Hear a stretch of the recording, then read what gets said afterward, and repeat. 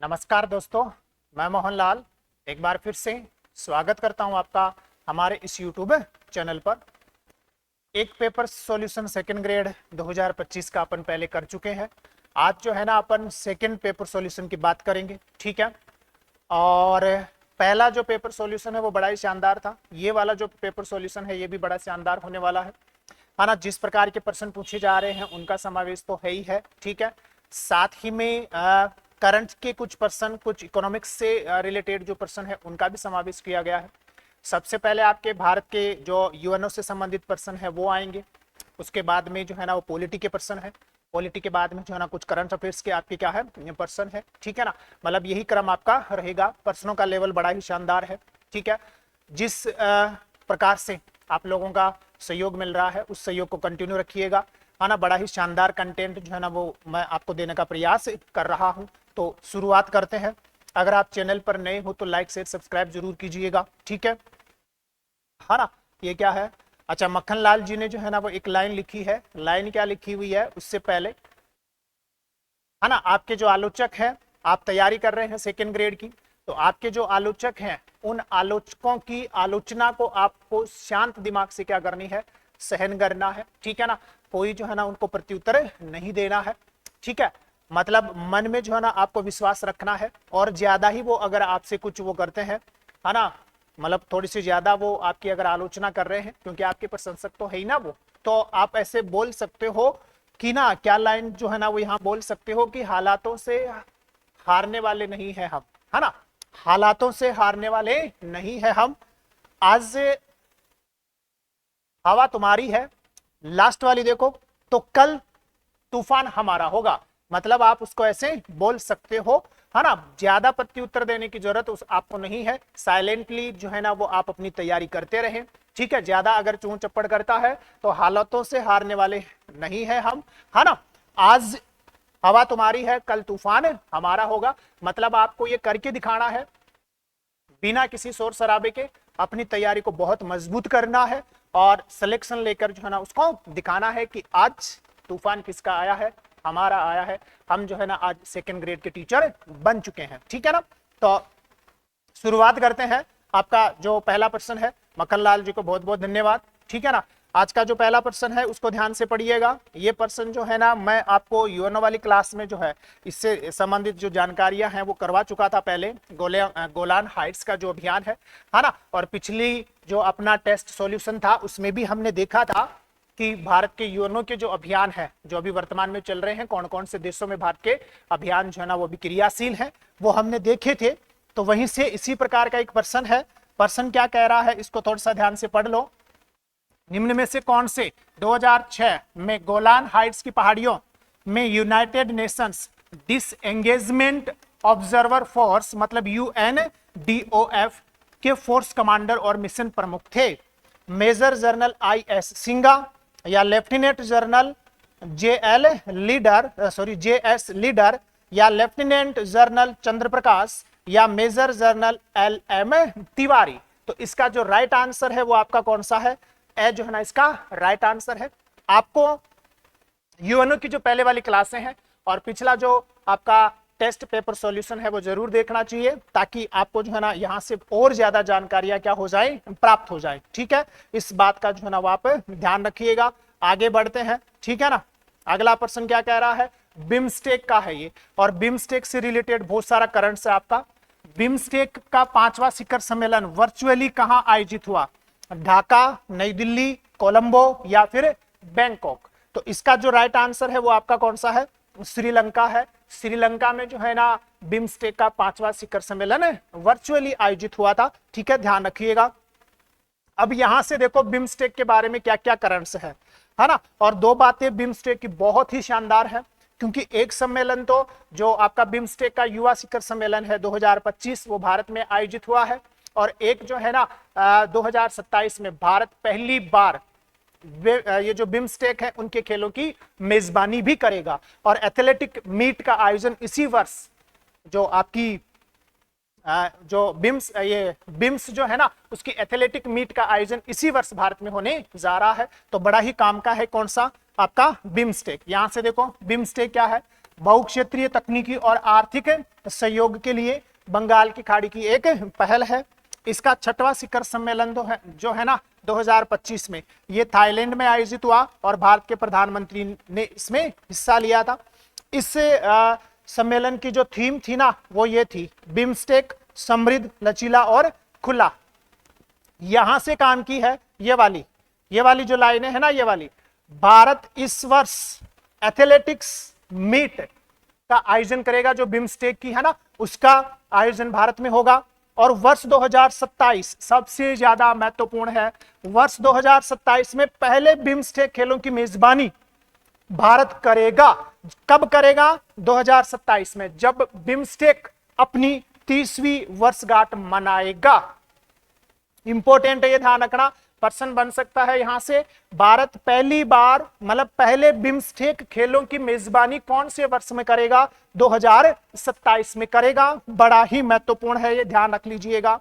फिर कुछ इसके बारे में और भी बातें हैं। बिम्स्टेक का मतलब है, वहां ऊपर हिंदी में था, यहां अंग्रेजी में है, Bay of Bengal initiative for multi sectoral technical and economic corporation. इसकी स्थापना कब हुई थी? तो स्थापना देखो बिम्स्टेक की जून 1997 में बैंकॉक सम्मेलन में 4 सदस्यों के द्वारा। वो कौन कौन से? भारत, बांग्लादेश, श्रीलंका और आपका कौन सा? थाईलैंड के द्वारा इसकी स्थापना की गई थी 1997 में। वर्ष है ना, जून 1997 में, और नवंबर 1997 में म्यांमार को शामिल कर लिया गया, तो 5 सदस्य हो गए। वर्ष 2024 में नेपाल और भूटान को शामिल कर लिया गया, और वर्ष 2024 से ही इसका नाम कौन सा हो गया? बिम्स्टेक हो गया है। मतलब बिम्स्टेक में वर्तमान में 7 सदस्य हैं, और इसका मुख्यालय कहां है? ढाका में है। ठीक है, ध्यान रखिएगा, ये काम का है, ध्यान रखना।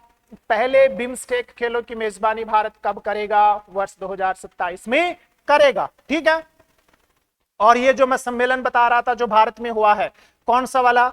बिम्स्टेक है ना, बिम्स्टेक युवा शिखर सम्मेलन 2025। ये 7 से 11 फरवरी 2025 गांधीनगर गुजरात में आयोजित हुआ है, और इसका उद्घाटन किसने किया है? डॉक्टर मनसुख मांडविया ने, जो केंद्रीय मंत्री है ना, उनके द्वारा इसका उद्घाटन किया गया है। ठीक है, ये इंपॉर्टेंट है, ध्यान रखना। 2 चीजें यहाँ की इंपॉर्टेंट है। बिम्स्टेक युवा शिखर सम्मेलन 2025 गांधीनगर 7 से 11 फरवरी, और वर्ष 2027 में पहले बिम्स्टेक खेलों की मेजबानी कौन करेगा? भारत करेगा। अगले प्रश्न की तरफ मूव करते हैं। ये वाला प्रश्न भी मैं आपको पहले करवा चुका, बस आपको केवल पढ़ना है। संयुक्त राष्ट्र में भारत की भूमिका के संदर्भ में निम्नांकित में से कौन सा कथन जो है ना वो आपका सही नहीं है? भारत को संयुक्त राष्ट्र की उपनिवेशीकरण समिति का पहला अध्यक्ष चुना गया, ये राइट है, ध्यान रखना। विजया लक्ष्मी पंडित संयुक्त राष्ट्र महासभा की अध्यक्ष निर्वाचित होने वाली पहली महिला थी, तो आप जानते हो पहली महिला थी, है ना। फिर देखो 1948 से 2023 तक पूरे विश्व में संयुक्त राष्ट्र के शांति अभियानों में, है ना, में से 71 शांति अभियानों में भारतीयों ने सेवाएं दी हैं। ये कथन आपका क्या हो गया है? गलत हो गया है, क्योंकि 71 में नहीं दी है। पिछली क्लास योनो वाले में हमें पता था, उसमें लिखा हुआ है 51 अभियानों में भारत की क्या रही है? भूमिका रही है, तो ये गलत हो गया है। वर्ष 2007 में भारत संयुक्त राष्ट्र के शांति अभियानों में पूर्णतः महिला दल भेजने वाला पहला देश था। ये बिल्कुल सही है, लाइबेरिया में भेजी थी पहली महिला दल जो है ना वो भारत ने लाइबेरिया, अफ्रीका का जो देश है ना, वहां भेजा था। तो इसकी चर्चा भी अपन पहले कर चुके हैं। इसका राइट आंसर आपका कौन सा आ जाएगा? 3 नंबर, क्योंकि गलत कथन का चयन करना था, तो गलत कथन आपका 3 नंबर है। ठीक है, ध्यान रखिएगा, है ना। वैश्वीकरण इंपॉर्टेंट पर्सन है भैया, वैश्वीकरण के संदर्भ में, है ना। वैश्वीकरण के युग में एक कौन से विद्वान हुए हैं? स्टीफन क्रेसनर हुए हैं।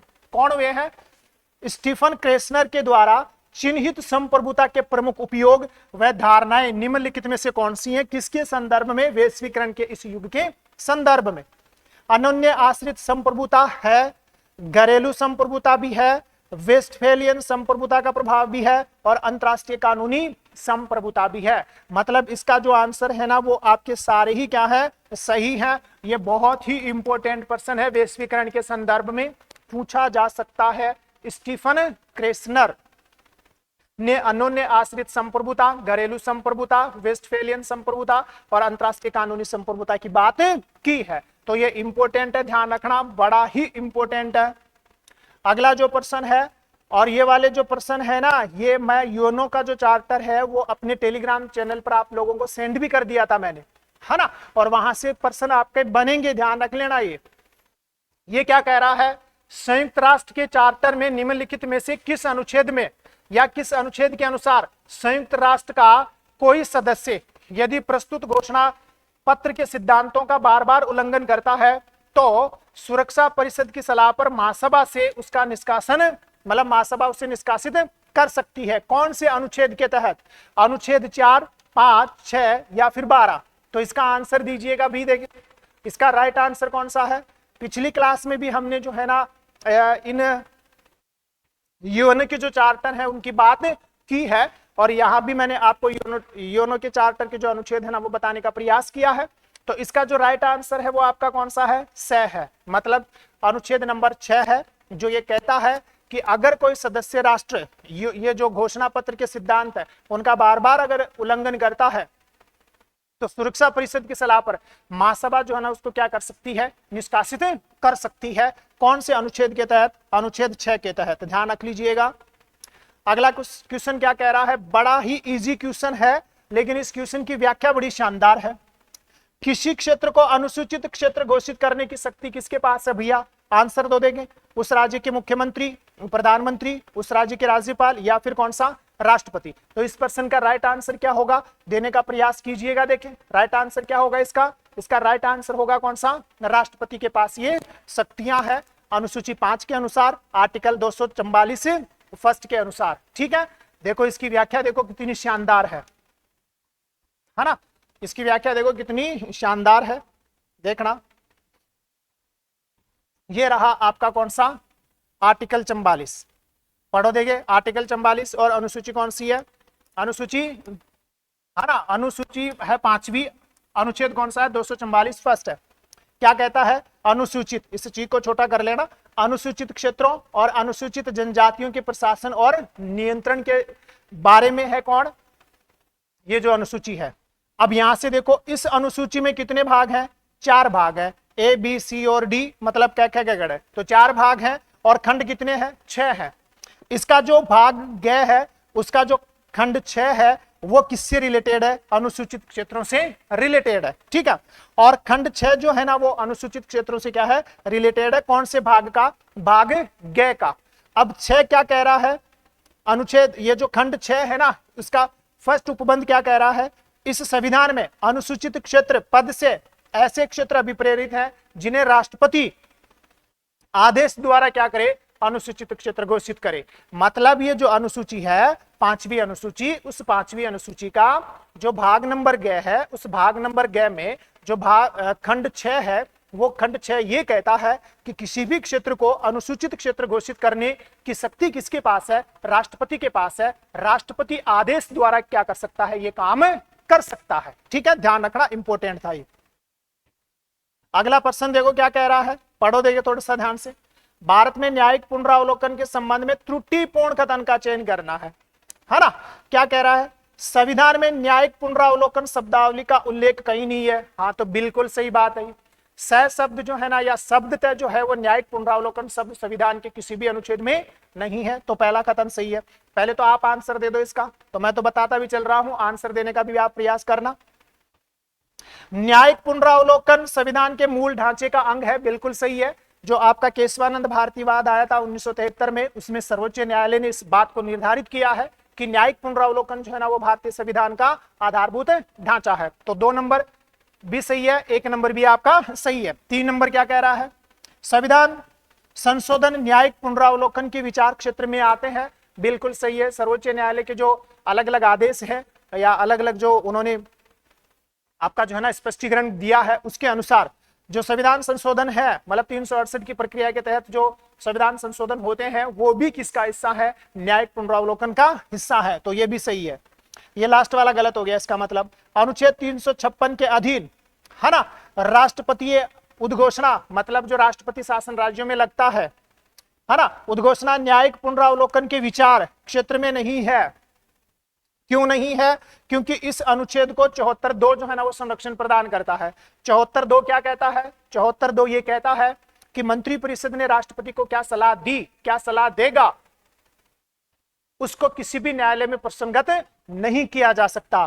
तो ये आर्टिकल 74(2) कहता है, परंतु ये प्रोटेक्ट नहीं करता किसको? इस ऊपर वाली बात को। मतलब अगर राष्ट्रपति किसी राज्य में 356 का प्रयोग करता है और अगर वो गैर संवैधानिक है ना, तो उसका न्यायिक पुनरावलोकन हो सकता है। मतलब ये आपका गलत हो गया। ये भी किसके अधीन आएगा? न्यायिक पुनरावलोकन के अधीन आएगा। ध्यान रख लेना, 74(2) इसको प्रोटेक्ट नहीं करता है। हाँ, ये बात सही है 74(2) की कि मंत्रिपरिषद ने राष्ट्रपति को क्या सलाह दी या फिर वो क्या सलाह देगा उसको किसी भी न्यायालय में प्रसंगत नहीं किया जा सकता। लेकिन इसका मतलब ये नहीं है कि वो 356 को जो है ना वो संरक्षण प्रदान कर रहा है ना, ये बात 356 को संरक्षण प्रदान नहीं करेगी।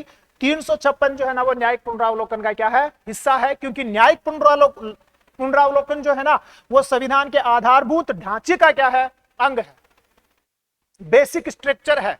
इस वजह से सुप्रीम कोर्ट न्यायिक पुनरावलोकन करके, है ना, सभी जो संविधान संशोधन है, संविधान के जितने भी आर्टिकल्स हैं उन सब का क्या कर सकता है? न्यायिक पुनरावलोकन आपका कर सकता है। तो ध्यान रखना, ये द नंबर इसका वो है, राइट आंसर है। देखो 312, 332, सॉरी, अनुच्छेद 13, 32 और 226 में न्यायिक पुनरावलोकन की शक्ति न्यायपालिका को दी गई है। बिल्कुल सही बात है ये, है ना। शब्दतः तो क्या नहीं है, न्यायिक पुनरावलोकन शब्दावली का उल्लेख नहीं है, लेकिन इनडायरेक्ट रूप में 13, 32 और 226 जो है ना, यहां से न्यायिक पुनरावलोकन निकलता है और वो शक्ति किसके पास है? न्यायालय के पास है। सर्वोच्च न्यायालय ने 1973 केशवानंद भारती बनाम केरल राज्य मामले में स्पष्ट किया कि न्यायिक पुनरावलोकन भारतीय संविधान का आधारभूत ढांचे का क्या है? हिस्सा है। संसद 368 के तहत संविधान संशोधन करके भी इसे क्या नहीं कर सकती? हटा नहीं सकती है। ठीक है, ये ध्यान रख लेना। इसके बाद जो आपका अगला वाद आया था ना, कौन सा? मिनर्वा मिल्स बनाम भारत संघवाद 1980 और अन्य अनेक वादों में, है ना, सुप्रीम कोर्ट ने इस बात को स्पष्ट किया है कि न्यायिक पुनरावलोकन किसका हिस्सा है? भारतीय संविधान का हिस्सा है। ठीक है, ध्यान रखिएगा। सबसे महत्वपूर्ण क्वेश्चन है भैया, भारत के संविधान के अनुच्छेद 51 कै जय में उल्लेखित शब्दावली का सही क्रम निम्नांकित में से कौन सा है? जो आपके नीति निर्देशक तत्व है ना, वहां से यह प्रश्न पूछा गया है। तो इसका आंसर बताने से पहले अपन थोड़ा सा नीति निर्देशक तत्व देखेंगे, क्योंकि यहां से बहुत प्रश्न बने हुए हैं। एक शब्द पर क्या बनाया गया है? प्रश्न बनाया गया है। कैसे बनाया गया है वो मैं आपको बताता चलता हूं, कहां से प्रश्न जो है ना वो आपका बना है। यहां से देखो, एक तो ये पूछ लेगा कि इस 51 कै में ये आपको देगा संविधान की पालना करें, उसके आदर्शों, संस्थाओं, राष्ट्रध्वज और राष्ट्रगान का आदर करें। ये लाइन देकर आपको पूछेगा कि 51 जो कै है उसमें कौन से क्रम पर लिखी हुई बात है? तो फर्स्ट नंबर पर लिखी हुई बात है। मतलब पहला मूल कर्तव्य है अपना कौन सा? संविधान का पालन करें, उसके आदर्शों, संस्थाओं, राष्ट्रध्वज और राष्ट्रगान का आदर करें। दूसरा, स्वतंत्रता के लिए हमारे राष्ट्रीय आंदोलन को प्रेरित करने वाले उच्च आदर्शों को हृदय में संजोए रखें और उनका पालन करें, है ना, ये इंपॉर्टेंट है। तीसरा, भारत की संप्रभुता, एकता, अखंडता की रक्षा करें, उसे अक्षुण्ण बनाए रखें। ये नाम देकर आपको पूछेगा ये कितने नंबर का मूल कर्तव्य है? कौन से नंबर का है? 3 नंबर का, बड़ा ही काम का है। ठीक है। 4 नंबर क्या कह रहा है? देश की रक्षा करें। 4 नंबर क्या कह रहा है? देश की रक्षा करें, आह्वान किए जाने पर राष्ट्र की सेवा करें। 4 नंबर पर है ये, है ना। भारत के सभी लोगों में, ये प्रश्न पूछा गया है यहां से, भारत के सभी लोगों में समरसता और सम्मान, भ्रातृत्व, ये शब्द उठाएगा डायरेक्ट और ऐसे पूछेगा आर्टिकल 51 जो क्या है उसमें ये कौन सी विशेषताएं हैं या नहीं है, या इनका उल्लेख है या नहीं है। तो ये प्रश्न उठाने की संभावना है ना। समरसता और सम्मान, भ्रातृत्व, क्योंकि पूछा गया है पीछे ये समरसता और कौन सा? सम्मान, भ्रातृत्व। भावना का निर्माण करें, यहां से देखो, जो धर्म, भाषा और प्रदेश या फिर वर्ग, 4 शब्द हो गए। धर्म, भाषा, प्रदेश और वर्ग, इन शब्दों को गौर कर लेना। धर्म, भाषा, प्रदेश या फिर कौन है, वर्ग आधारित सभी भेदभाव से परे हो, ऐसी प्रथाओं का त्याग करें जहां स्त्रियों का सम्मान नहीं होता या जो स्त्रियों के सम्मान के विरुद्ध है। तो यहां जो गौर करने वाली बात है ना, वो समरसता और कौन सा, सम्मान भातृत्व है। और ये 4 शब्द, धर्म, भाषा, प्रदेश या फिर वर्ग के आधार पर जो भेदभाव होता है उससे दूर रहे। ये शब्द आपसे पूछ सकता है कौन सा जो है ना इसमें उल्लेख है या नहीं है। धर्म, भाषा और प्रदेश और कौन सा, वर्ग, इन पर फोकस कर लेना भी, ठीक है ना, ध्यान रखना, इन पर फोकस कर लेना। आगे चलते हैं। 6 नंबर क्या कह रहा है, और ये प्रश्न भी पूछा गया है, हमारी सामाजिक संस्कृति, ऐसा कैसा शब्द उठाया, सामाजिक संस्कृति, समरसता, सम्मान भातृत्व, 2 शब्द हो गए ना ये। और फिर ऐसे पूछा उसने कि ये कौन सी निम्न में से कौन सी विशेषता आपके इस 51 क की है या नहीं है। तो 2 शब्द, तो एक शब्द तो ये हो गया समरसता, सम्मान भातृत्व, एक शब्द कौन सा हुआ, सामाजिक संस्कृति की गौरवशाली परंपरा का महत्व समझे और उसका परिरक्षण करें, ठीक है। 6 नंबर ये कहता है, यहां सामाजिक संस्कृति शब्द बड़ा ही काम का है, ठीक है। इधर आगे आओ देखो, और ये 7 नंबर वाला जो है ना, ये बहुत बार पूछा गया है, प्राकृतिक पर्यावरण की, जिसके अंतर्गत ये शब्द पूछ लिए गए हैं, वन, झील, नदी और वन्य जीव।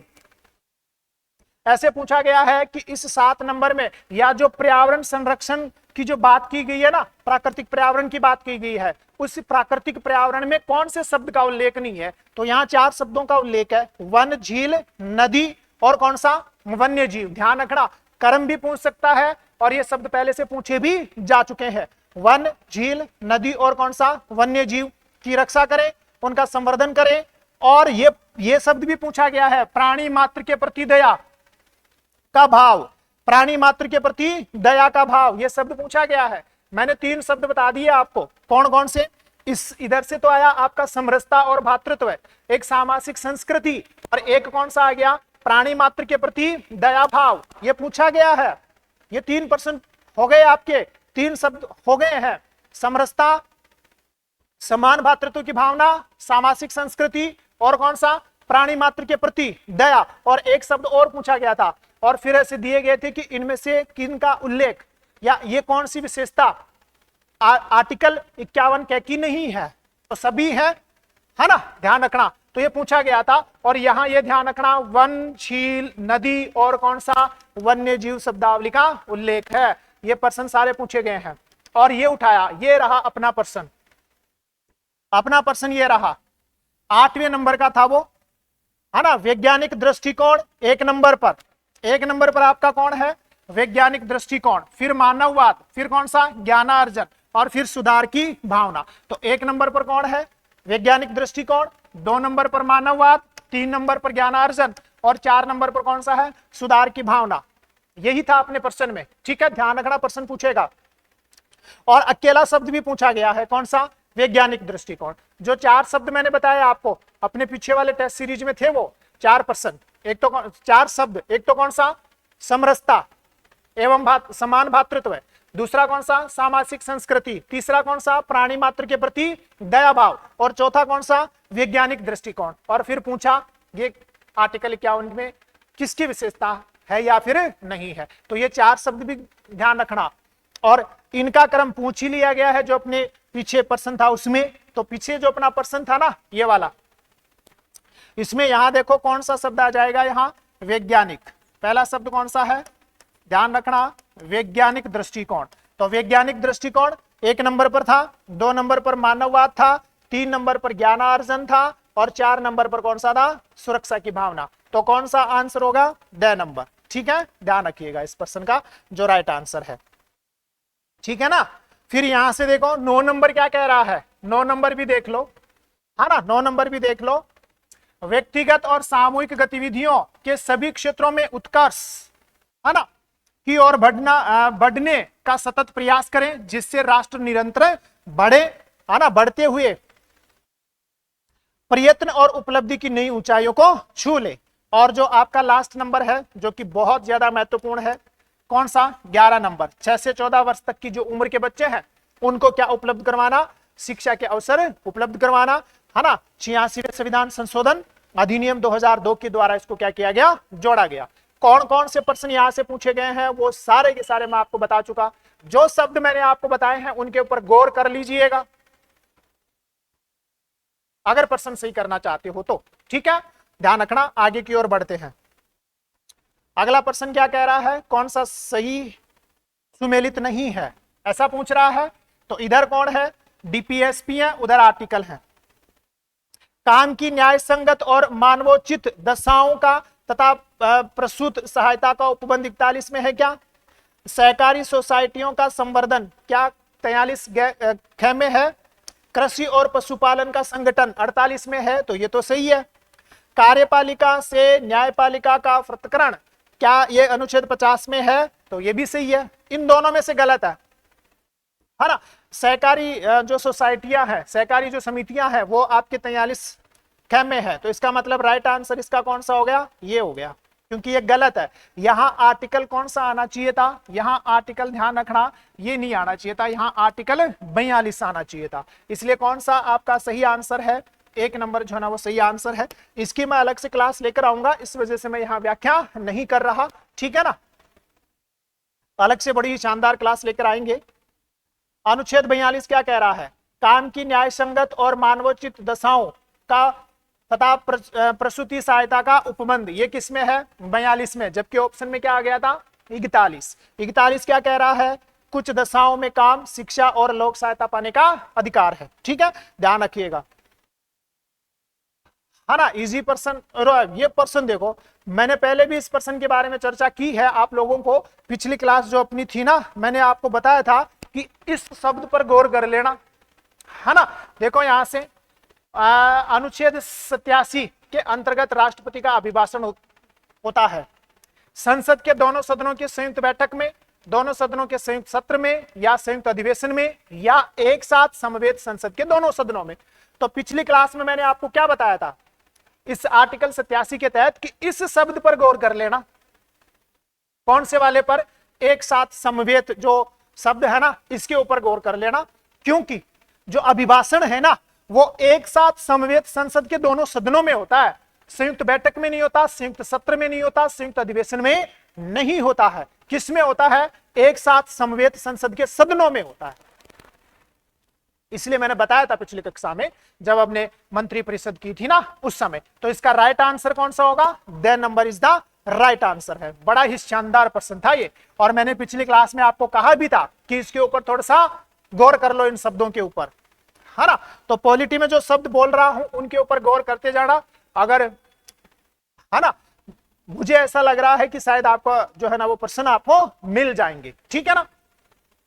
राजस्थान विधानसभा 2023 में महिला मतदाता प्रतिशत, है ना, पोस्टल बैलेट को छोड़कर कितना परसेंट था, 68.26, 70.16, या 74.70, या फिर 75.02। ठीक है, फटाफट आंसर बताओ इसका क्या आंसर होगा, ठीक है। तो इसका राइट आंसर कौन सा होगा, से number is the right answer, 74.70%, ठीक है।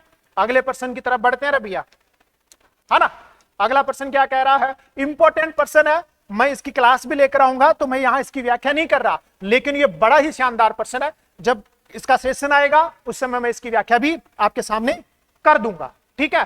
प्रश्न क्या कह रहा है, जहां यह प्रश्न उठता है कि राजस्थान विधानसभा का अध्यक्ष दल परिवर्तन के आधार पर 10वीं अनुसूची के आधार पर निर्हरता से घर्षित हो गया है या नहीं, तो यह प्रश्न अंतिम विनिश्चय के लिए किसको भेजा जाएगा, किसको निर्देशित किया जाएगा। इसको पढ़ो कथन, राज्यपाल को भेजा जाएगा या विधानसभा उपाध्यक्ष को। तो राज्यपाल से तो कोई लेना देना है ही नहीं। यहां दल बदल के आधार पर अगर कोई विधानसभा का सदस्य निर्योग्य होता है, डिस्क्वालीफाई होता है, तो वहां राज्यपाल का तो कोई लेना देना ही नहीं है, ठीक है। तो ये तो वैसे ही गलत हो गया, ये तो वैसे ही क्या हो गया, गलत हो गया। विधानसभा के उपाध्यक्ष को ऐसा किया जाता है क्या, नहीं, ये भी गलत है।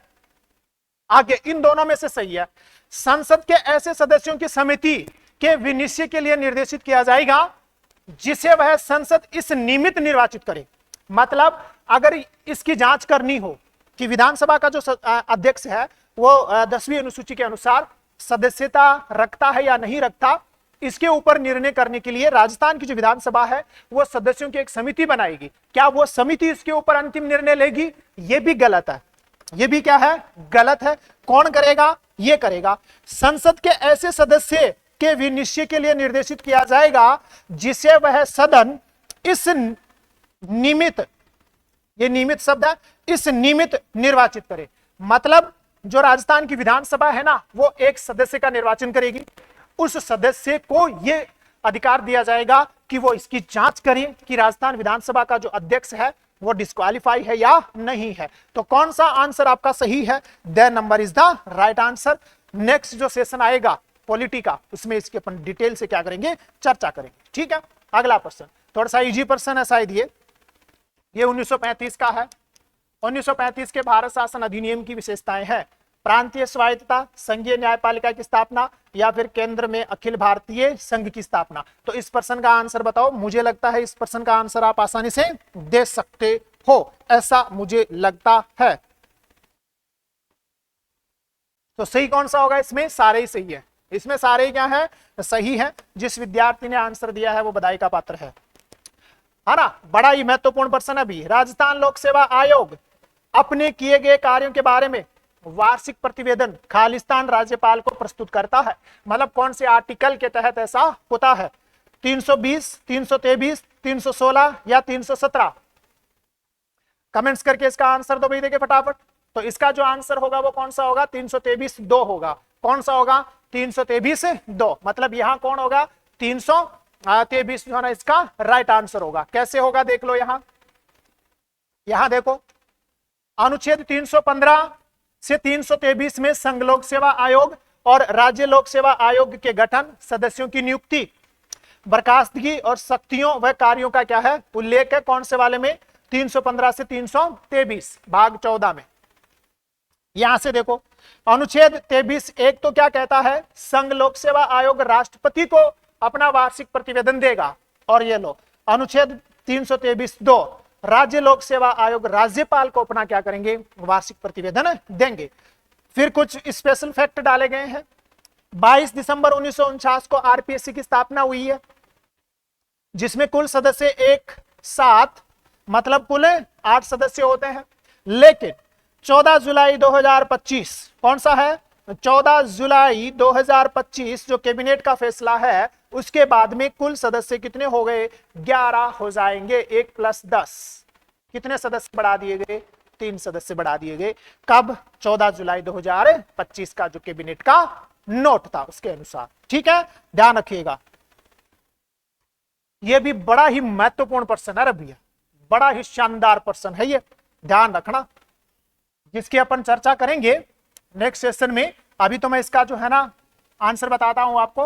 राजस्थान विधानसभा के प्रक्रिया तथा कार्य संचालन संबंधी नियम के अनुसार विधानसभा के मंत्रिपरिषद में अविश्वास प्रस्ताव के संबंध में कौन सा कथन जो है ना वो सही है?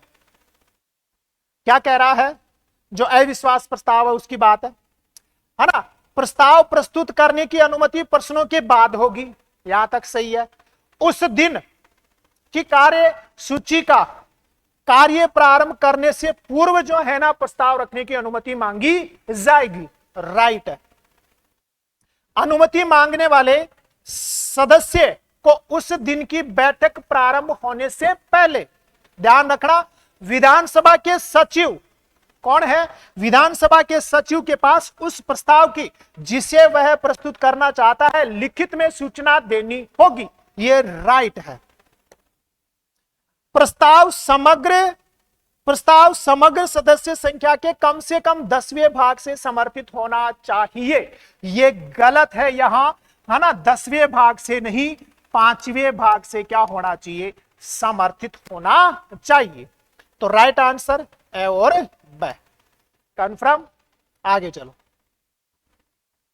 अगले प्रश्न की तरफ बढ़ते हैं रबिया। अगला प्रश्न थोड़ा सा इजी प्रश्न है, शायद आप इसका आंसर दे दोगे। संविधान का कौन सा अनुच्छेद है? 167। राज्यपाल को जानकारी देना मुख्यमंत्री का क्या है? दायित्व, कर्तव्य, विशेषाधिकार या अधिकार?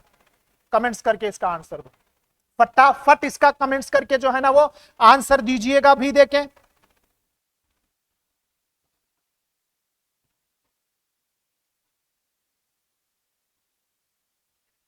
तो इसका राइट आंसर कौन सा होगा? इसका राइट आंसर आपका बी नंबर जो है ना, इसका राइट आंसर होगा। मतलब कर्तव्य है ये किसका? राष्ट्रपति का, सॉरी मुख्यमंत्री का राज्यपाल को सूचना देना। देखो क्या लिखा हुआ है। अरे चल भाई थोड़ा साइड में भी हो जा। यहां से देखो, यहां से आ जाओ। कौन सा है? 167 है। यहां देखो, राज्यपाल को जानकारी देने आदि के संबंध में मुख्यमंत्री का कर्तव्य। मुख्यमंत्री का क्या है? ये कर्तव्य है। थोड़ा सा ध्यान रख लीजिएगा, बड़ा इजी है। फिर मैंने जो है ना यहाँ चीजें आपकी लिख दी हैं। ठीक है, आगे वाला प्रश्न, और यहां से एक प्रश्न आपका कंफर्म बनेगा, ध्यान रखना। राज्य मानवाधिकार आयोग के संबंध में निम्नलिखित कथनों पर विचार करो। मानवाधिकार संरक्षण संशोधन अधिनियम 2006 के तहत राज्य मानवाधिकार आयोग में एक सदस्य और 2 अन्य सदस्य होते हैं। क्या ये बात सही है? क्या ये बात सही है? ये बात सही है। संशोधन अधिनियम 2006, संशोधन अधिनियम 2019, एक सदस्य और सॉरी एक अध्यक्ष और 2 सदस्य होते हैं, है ना। मूल में 1+4 हुआ करते थे, फिर 2006 में संशोधन करके कितना कर दिया गया? 1 और 2 सदस्य कर दिए गए। अध्यक्ष उच्च न्यायालय का सेवानिवृत्त मुख्य न्यायाधीश या सेवानिवृत्त न्यायाधीश हो सकता है। राजस्थान मानवाधिकार आयोग का अध्यक्ष किसी हाईकोर्ट का सेवानिवृत्त मुख्य न्यायाधीश या फिर सेवानिवृत्त न्यायाधीश क्या हो सकता है? अध्यक्ष हो सकता है। यह भी सही, यह भी सही। राजस्थान मानवाधिकार आयोग के गठन की अधिसूचना 18 जनवरी 1999 को जारी की गई। क्या यह डेट सही है? सही है। परंतु अध्यक्ष व सदस्यों की नियुक्ति मार्च 2000 में की गई।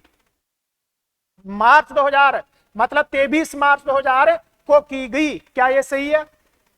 बिल्कुल सही है। मतलब गठन की अधिसूचना आई 18 जनवरी 1999 और मानवाधिकार जो मानवाधिकार आयोग है उसने कार्य करना शुरू किया कब?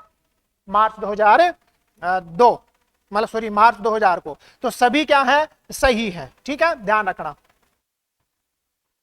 थोड़ा सा इजी प्रश्न है, शायद आप इसका आंसर दे दोगे, जहां तक मुझे अनुमान है दे दोगे शायद। क्या है? राजस्थान ग्रामीण आजीविका विकास परिषद का अधिकार प्राप्त जो समिति है ना, कि जो अधिकार प्राप्त समिति है उसके अध्यक्ष कौन होते हैं? राज्यपाल, मुख्य सचिव, मुख्यमंत्री या पंचायती एवं ग्रामीण विकास मंत्री? कौन होते हैं? आंसर करके बताओ दे। कौन होते हैं? मुख्य सचिव होते हैं। कौन होते हैं? मुख्य सचिव। ठीक है, ध्यान रखिएगा। अगला प्रश्न क्या कह रहा है? इस वाले प्रश्न को देखो देंगे, है ना, और ये इंपॉर्टेंट प्रश्न है। जो विद्यार्थी इसका आंसर दे देगा मजा आ जाएगा। राजस्थान के 2 बार मुख्य सचिव नहीं रहे, ये आपको बताना है। के राधाकृष्णन, भगत सिंह मेहता, CS राजन और लास्ट कौन से इधर से? मोहन मुखर्जी और कौन सा? उषा शर्मा। इनमें से वो कौन से ऐसे हैं जो राजस्थान के, है ना, आपको बताना है, जो राजस्थान के क्या रहे हैं? ध्यान रखना, जो राजस्थान के 2 बार मुख्य सचिव नहीं रहे, ये बताना है। तो देखो, के राधाकृष्णन रहे हैं, भगत सिंह मेहता रहे हैं, मोहन मुखर्जी रहे हैं, CS राजन रहे हैं। कौन नहीं रहे? उषा शर्मा नहीं रहे। तो कौन सा आंसर आएगा?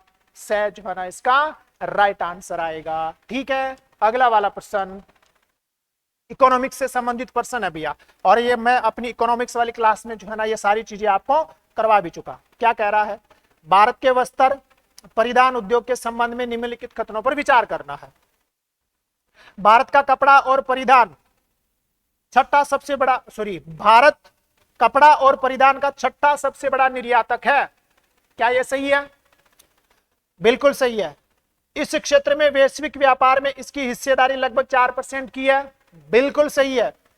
भारत के कुल व्यापारिक निर्यात में हस्तशिल्प सहित कपड़ा और परिधान की हिस्सेदारी वित्त वर्ष 2024 में लगभग 4% रही। यह भी सही है। सारे क्या है आपके? सही है।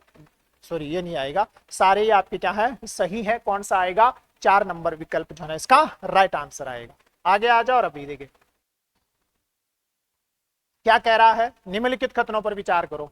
और इस प्रश्न का आंसर देना भी कमेंट्स करके। भारतीय फार्मास्यूटिकल उद्योग दुनिया का तीसरा बड़ा उद्योग है, ध्यान रखना। और अगर मूल्य की दृष्टि से पूछ लेना तो मूल्य की दृष्टि से जो है ना, ये विश्व का 14वें नंबर का क्या है, सबसे बड़ा फार्मास्यूटिकल उद्योग है। तो पहला सही है। भारत का चिकित्सा उपकरण बाजार एशिया में जापान, चीन और दक्षिणी कोरिया के बाद चौथे स्थान पर आता है क्या? बिल्कुल सही है ये भी। वैश्विक स्तर पर भारत को शीर्ष 20 चिकित्सा उपकरण बाजारों में से एक के रूप में मान्यता प्राप्त है। मतलब भारत का चिकित्सा उपकरण जो बाजार है, मतलब चिकित्सा उपकरण बाजार के संदर्भ में भारत टॉप 20 में आता है क्या? बिल्कुल आता है, ये भी सही है। तो सारे ही आपके क्या है, सही है। ठीक है, अगला प्रश्न देखो क्या कह रहा है।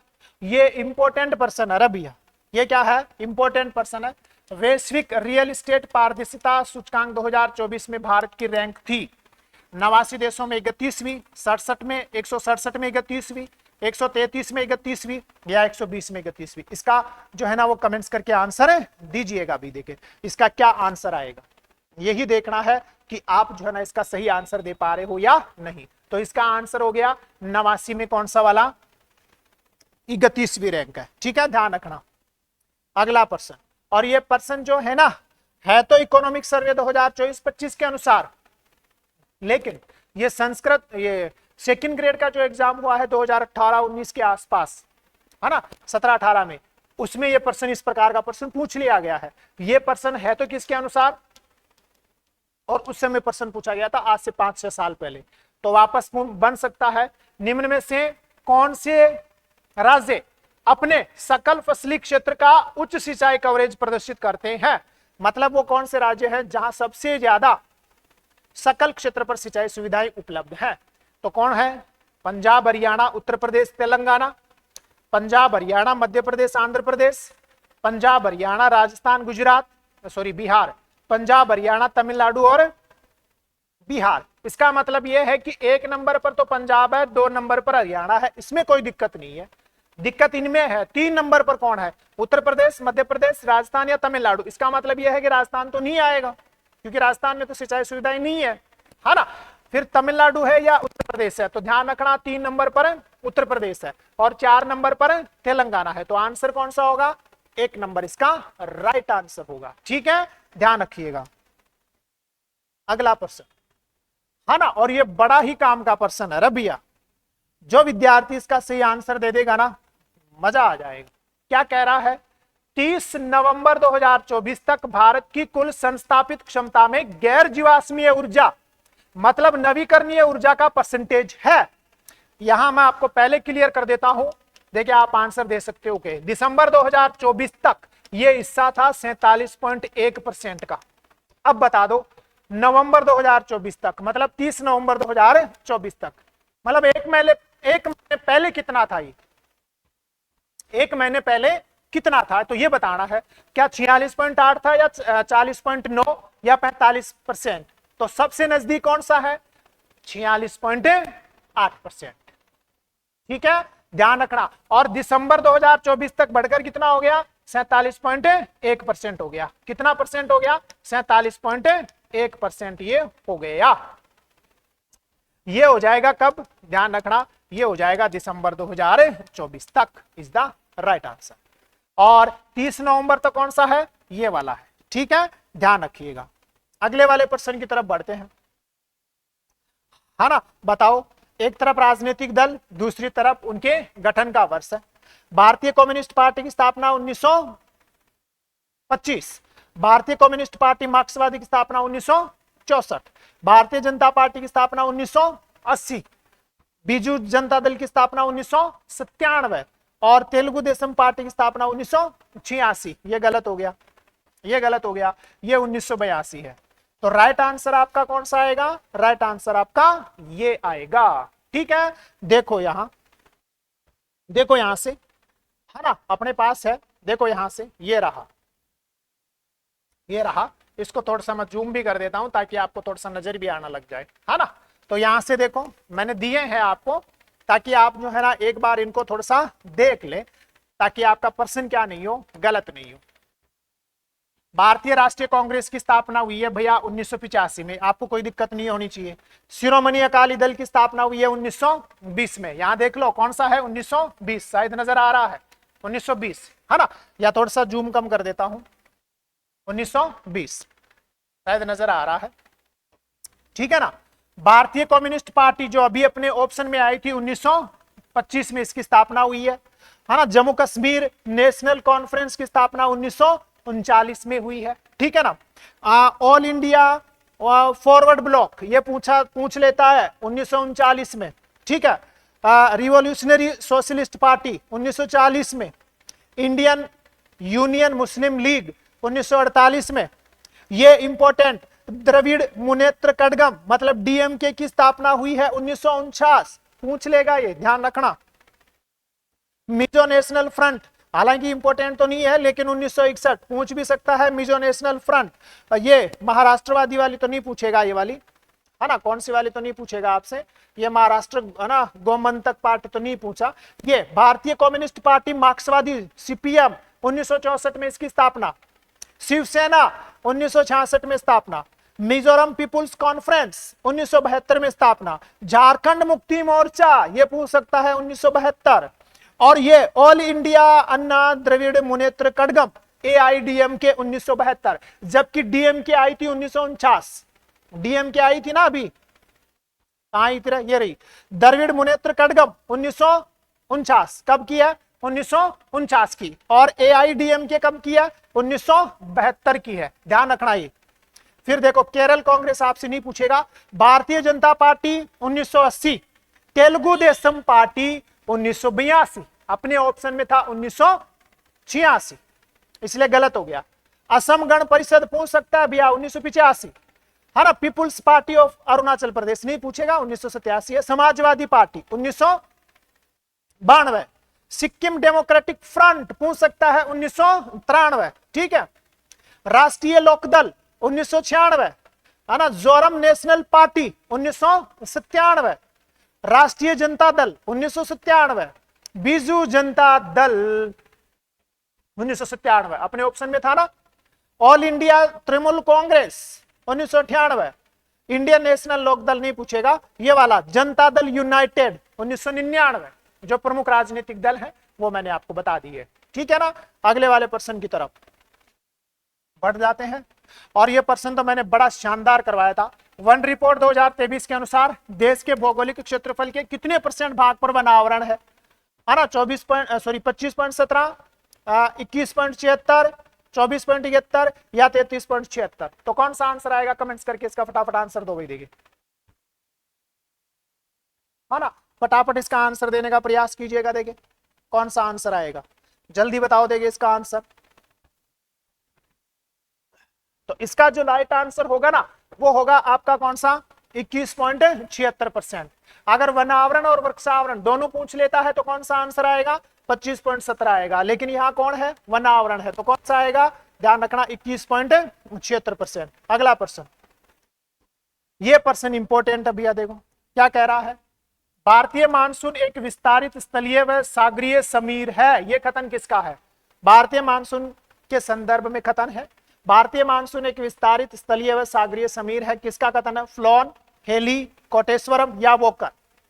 आंसर करके बताओ किसका है, हेली का है, किसका है, हेली का इज द राइट आंसर। अगला प्रश्न देखो, और इस प्रश्न को पढ़ो, देखो कितना शानदार प्रश्न है। धनसरी ब्रह्मपुत्र की एक दाहिने हाथ की सहायक नदी है, मतलब धनसरी ब्रह्मपुत्र के दाएं तट पर मिलती है क्या, सही है। रंगित तीस्ता नदी की एक बाएं हाथ की सहायक नदी है, यह भी सही है। बनास चंबल नदी एक बाएं हाथ की सहायक नदी है, मतलब बाएं तट पर मिलने वाली सहायक नदी है, बिल्कुल सही है। अमरावती कावेरी नदी की एक दाहिने हाथ पर मिलने वाली सहायक नदी है, यह गलत हो गया। तो कौन सा आंसर आ जाएगा, 1, 2 और 3 जो है ना वो आपका राइट आंसर आ जाएगा। नमामि गंगे परियोजना कब शुरू हुई, नमामि गंगे परियोजना जो है ना वो केंद्र सरकार के द्वारा कब शुरू की गई, कमेंट्स करके बताओ। 2014, 2015, 2016 या 2017, कमेंट्स करके बताओ भी। इसकी शुरुआत जो है ना वो कब हुई है? कमेंट्स करके बताओ फटाफट, कब हुई है इसकी शुरुआत, है ना? तो कब हुई है? 2014 में इसकी शुरुआत हुई है। ठीक है, आगे बढ़ते हैं। भारत ने कब तक, ये तो इजी प्रश्न है, मैं बहुत बार बता चुका ये प्रश्न। भारत ने कब तक अपनी ऊर्जा आवश्यकताओं का 50% नवीकरणीय ऊर्जा से प्राप्त करने का लक्ष्य रखा है? तो सबको पता है बी, कब? वर्ष 2030 तक इज द राइट आंसर। ये मैं कल वाली क्लास में ही आपको बता चुका। मैं देने का मकसद ये था कि आपको याद है या नहीं है ना? तो यहां देखो, SDG 5.0 24 के संबंध में असत्य कथन का चयन करना है। SDG 5.0 शीर्ष स्थान पर झुंझुनू जिला है, बताना मुझे, है ना? झुंझुनू ही एकमात्र एस्पिरेंट श्रेणी का जिला है, बताना। और अंतिम स्थान पर जैसलमेर है, बताना कमेंट्स करके। तो देखो, झुंझुनू शीर्ष स्थान पर है, बिल्कुल सही है। झुंझुनू एस्पिरियंट श्रेणी का नहीं है, क्योंकि राजस्थान का कोई जिला एस्पिरियंट श्रेणी का नहीं है। झुंझुनू एकमात्र जिला है जो फ्रंट रनर श्रेणी का है, और राजस्थान के सभी जिले फिर परफॉर्मर श्रेणी के हैं, है ना? राजस्थान का कोई जिला जो है ना वो एस्पिरियंट श्रेणी का नहीं है, कोई जिला जो है ना वो अचीवर श्रेणी का नहीं है। एक झुंझुनू है जो कौन सी में आता है?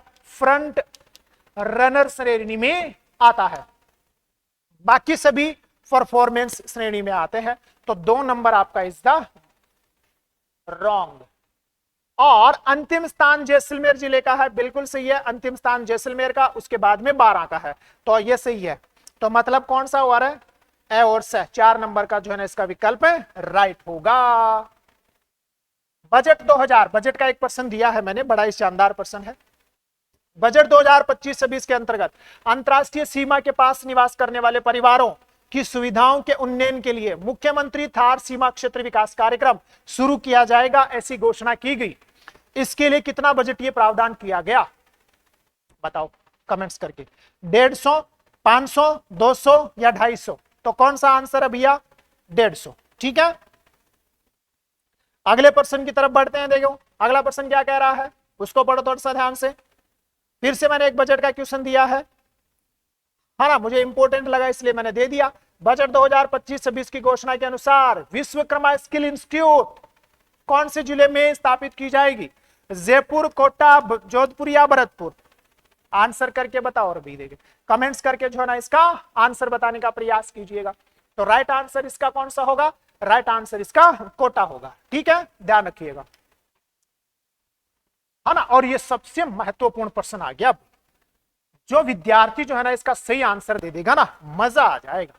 देखो क्या है, सूची 1 सूची 2 में असंगत का चयन करना है आपको, है ना? यहां तो कौन है? परियोजना का नाम, और यहां है वित्त पोषण करने वाली संस्था का नाम। यहां है वित्त पोषण करने वाली संस्था का नाम। तो यहां से देखो, राजस्थान जलवायु परिवर्तन प्रक्रिया और पारिस्थितिकी तंत्र सेवा संवर्धन, राजस्थान जलवायु परिवर्तन प्रक्रिया और पारिस्थितिकी तंत्र सेवा संवर्धन, जाइका वित्त पोषण कर रही है, इज राइट है। राजस्थान राज्य राजमार्ग निवेश कार्यक्रम, सॉरी विकास कार्यक्रम, राजस्थान राज्य राजमार्ग विकास कार्यक्रम द्वितीय चरण ट्रांसफर्स्ट, विश्व बैंक, इस पर गौर कर लेना, विकास कार्यक्रम विश्व बैंक।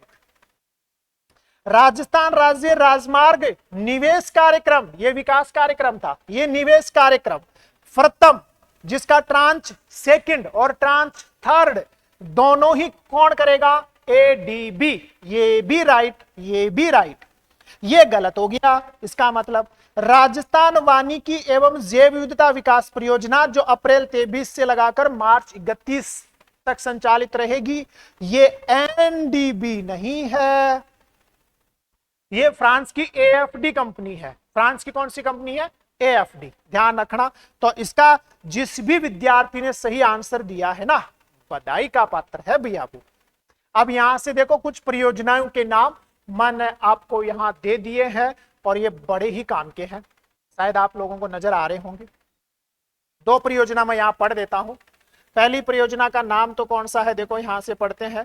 पहली जो परियोजना है यह है राजस्थान शहरी क्षेत्र विकास कार्यक्रम, 1 नंबर है, जिसका चरण जो है ना वो तृतीय है। ये किसके सहयोग से है? एडीबी। एडीबी, एडीबी का मतलब जानते हो? एशियन विकास बैंक, मतलब एशियन डेवलपमेंट बैंक है।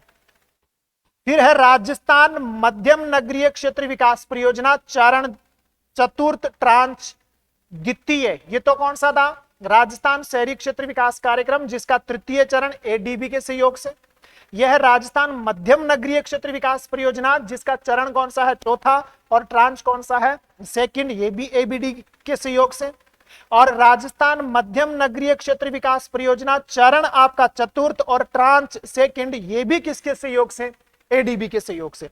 तो ये सारी ही ऊपर वाली किसके सहयोग से है, एडीबी के सहयोग से। यहां देखो, यहां गौर से देखना है, यहां यह है राजस्थान राज्य, देखो राजस्थान राज्य राजमार्ग निवेश कार्यक्रम, जिसका चरण प्रथम है, ट्रांच सेकंड है, एडीबी के सहयोग से है। और राजस्थान राज्य राजमार्ग निवेश कार्यक्रम प्रथम चरण है और ट्रांच थर्ड है, वो भी किसके सहयोग से, एडीबी के सहयोग से। मतलब आपको यह ध्यान रखना है, निवेश कार्यक्रम, राजस्थान राज्य निवेश कार्यक्रम, चाहे उसका ट्रांच सेकंड हो चाहे ट्रांच थर्ड हो, है ना, किसके सहयोग से, एडीबी के सहयोग से। और अगर ऐसे आ जाए राजस्थान राज्य विकास कार्यक्रम, जिसका द्वितीय चरण विश्व बैंक के सहयोग से, तो अगर विकास कार्यक्रम आ जाए तो विश्व बैंक, निवेश कार्यक्रम आ जाए तो एडीबी। ठीक है, आगे बढ़ते हैं,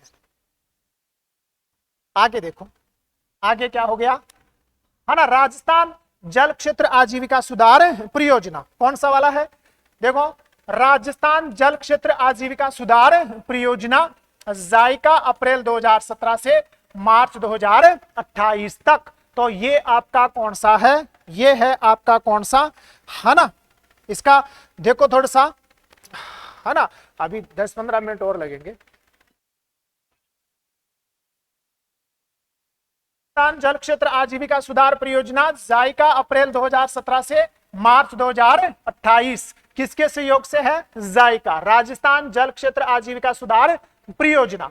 तो अब 2017 से लगाकर कब तक है, 2028, वित्त पोषण करने वाली संस्था जायका। ठीक है ना, ध्यान रखिएगा। अगला देखो, है ना, अगली क्या कह रही है, अरे भाई हैंग मत वर, मरु क्षेत्र के लिए राजस्थान जल क्षेत्र पुनर्संरचना परियोजना ट्रांसफर्स्ट द्वितीय, एनडीबी के सहयोग से, न्यू डेवलपमेंट बैंक, एनडीबी के सहयोग से।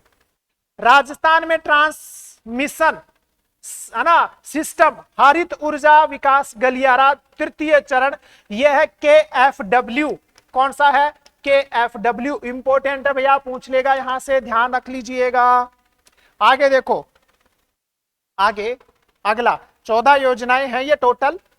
राजस्थान में सार्वजनिक वित्तीय प्रबंधन के सुदृढ़ीकरण की परियोजना विश्व बैंक के सहयोग से, है ना। और ये इंपॉर्टेंट, राजस्थान ग्रामीण जलापूर्ति और ये फ्लोरोसिस है, ध्यान रखना, ये लोरोसिस लिखा हुआ है, फ्लोरोसिस निराकरण परियोजना द्वितीय चरण जायका के सहयोग से।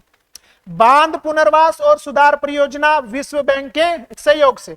और अपनी जो अभी परियोजना उस विकल्प में आई थी वो ये रही, राजस्थान वानिकी जैव विविधता विकास परियोजना अप्रैल 2023 से मार्च 2031, एएफडी, कौन सी कंपनी है, ध्यान रखना, एएफडी फ्रांस की कंपनी है, इसके सहयोग से चल रही है। फिर ये रहा राजस्थान जलवायु परिवर्तन प्रक्रिया और पारिस्थितिकी तंत्र सेवा संवर्धन जायका के सहयोग से, अक्टूबर 2024 से 35 तक चलेगी। मैं आपको इसको टेलीग्राम पर जो है ना पीडीएफ के रूप में डाल दूंगा। बहुत ही महत्वपूर्ण प्रश्न था और एक योजना यहां लिखी हुई है, उस योजना के बारे में भी आप पढ़ लो क्योंकि यह योजना मुझे बहुत ही महत्वपूर्ण लगी। राजस्थान ग्रामीण जल प्रदाय एवं फ्लोरोसिस निराकरण परियोजना चरण द्वितीय किसके सहयोग से, जायका के सहयोग से। अपने को 2 जिले ध्यान रखने हैं, झुंझुनू और बाड़मेर जिलों में जल उपचार प्लांट और आपूर्ति संबंधी सुविधाओं को स्थापित कर ग्राम जल स्वच्छता समितियों के दक्षता विकास के साथ साथ सामुदायिक विकास गतिविधियों को लागू करना और सुरक्षित पेयजल आपूर्ति करना। झुंझुनू और बाड़मेर जिलों के 1173 गांव और 2 शहर, दोनों के दोनों झुंझुनू के सूरजगढ़ और उदयपुर वाटी में यह संचालित है। मतलब आपको यह ध्यान रखना है, राजस्थान ग्रामीण जल प्रदाय फ्लोरोसिस निराकरण परियोजना, जिसका द्वितीय चरण है, जायका के सहयोग से चल रहा है 2 जिलों में, झुंझुनू और बाड़मेर। इन दोनों जिलों के कितने गांवों में? 1173 गांवों में। और झुंझुनू के कितने शहरों में? 2 शहरों में, एक सूरजगढ़ और एक उदयपुर वाटी। बाकी बस्तियां हैं टोटल कितनी? 4184। अपने को ये 2 जिले ध्यान रखना इसी योजना के, ठीक है ना, ध्यान रखना, बड़ी काम की थी। आगे आ जाओ भी, देखो ये तो थोड़ा सा इजी प्रश्न है शायद। पशुगणना 2019 के अनुसार कौन सा सुमेलित नहीं है ना? यहां पशुधन है, यहां भारत में राजस्थान का परसेंटेज है। बकरियां 12.05%, भेड़े 10.64%, ऊंट 84.34%, भैंसे 12.47%। तो कौन सा गलत हो गया? बकरियां जो है ना वो 14% है, और सबसे ज्यादा बकरियां राजस्थान में ही है, ठीक है। तो ये तो इजी प्रश्न था, है ना, ये ध्यान रखना। इसका आंसर कौन सा है अभी? इसका आंसर फर्स्ट है, इजी प्रश्न है। आगे बढ़ते हैं, अगले प्रश्न की तरफ बढ़ते हैं। ये भी देखिए, आंसर देना इसका फटाफट आंसर देना। क्या है? राजस्थान में सन 2001 से 2011 के मध्य सबसे कम जनसंख्या वृद्धि दर वाले जिले कौन से हैं? पाली सिरोही है क्या? श्रीगंगानगर झुंझुनू है क्या? टोंक बीकानेर है या हनुमानगढ़ चूरू है? तो इसका राइट आंसर कौन सा होगा भी? फटाफट कमेंट्स करके बताओ कि इसका राइट आंसर कौन सा होगा, जल्दी से बताओ कौन सा होगा। 2 नंबर जो है इसका राइट आंसर होगा। गंगानगर और हनुमानगढ़ ही वो जिले हैं जहां न्यूनतम जनसंख्या वृद्धि दर थी, ठीक है ना। इस प्रश्न का आंसर भी 2 देंगे। कौन सी बताएगा इस प्रश्न का आंसर? मजा आ जाएगा अगर किसी ने इसका सही आंसर दे दिया तो। निम्नलिखित कथनों में कौन सा सुमेलित नहीं है? वर्स्टेड स्पिनिंग मिल्स चूरू और Ladnu, state woollen mills Bikaner, Rajasthan spinning and weaving mills Gangapur Bhilwara, Rajasthan textile mills Bhawani Mandi Jhalawar. फटाफट इसका आंसर करके बताओ देंगे। देखो पहला तो सही है, वर्स्टेड स्पिनिंग मिल्स चूरू और लाडनू में है, कोई दिक्कत नहीं। स्टेट वुलन मिल बीकानेर में है, कोई दिक्कत नहीं। राजस्थान स्पिनिंग एंड वीविंग मिल गंगापुर में नहीं है। ये कहां है? ये गुलाबपुरा में है। कहां है? गुलाबपुरा में है। और बाकी ये सही है, राजस्थान टेक्सटाइल मिल्स भवानी मंडी। तो ये गलत हो गया, से जो है ना वो आपका गलत हो गया, ठीक है। अगले वाले प्रश्न की तरफ बढ़ते हैं भैया।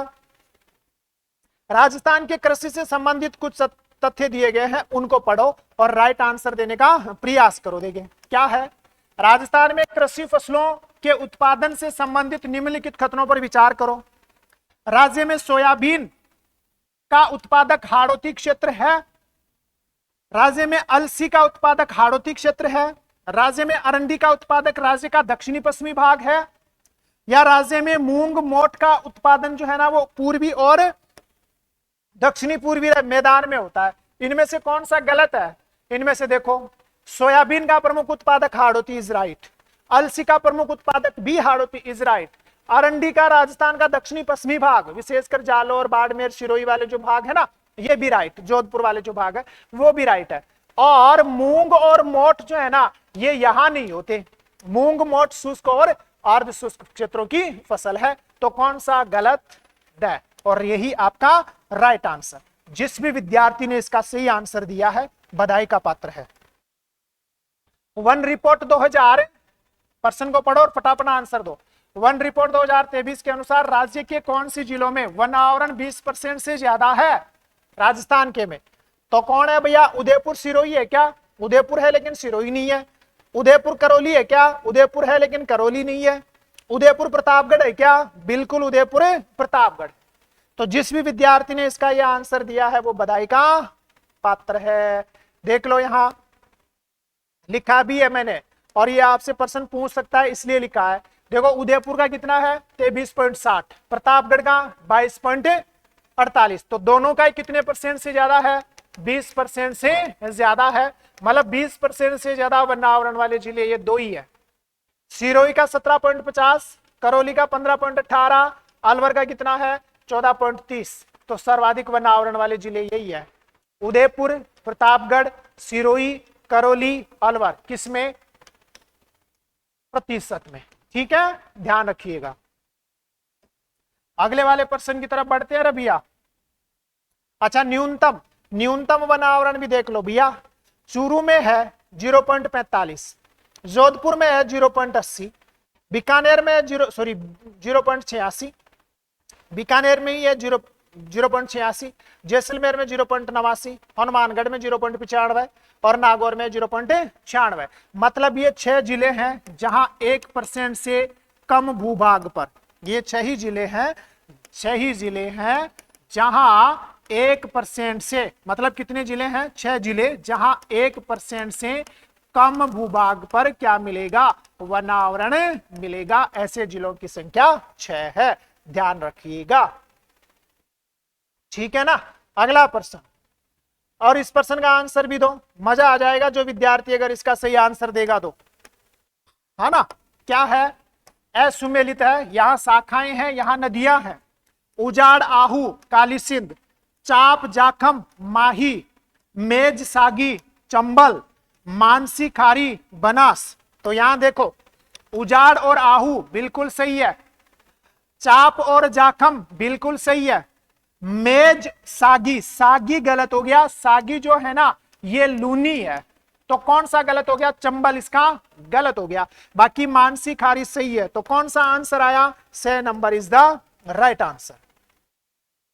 ठीक है भैया, आगे बढ़ते हैं, है ना। पर्सन क्या कह रहा है, हिस्ट्री का पर्सन है आपका, हिस्ट्री का पर्सन है जो क्या कह रहा है, मंडोर, मंडोर के प्रतिहारों के संबंध में निम्नलिखित में से कौन सा कथन सही नहीं है ना। इस प्रश्न का आंसर दो, कौन सा विद्यार्थी देता है, जिसने सही दिया वो बधाई का पात्र है।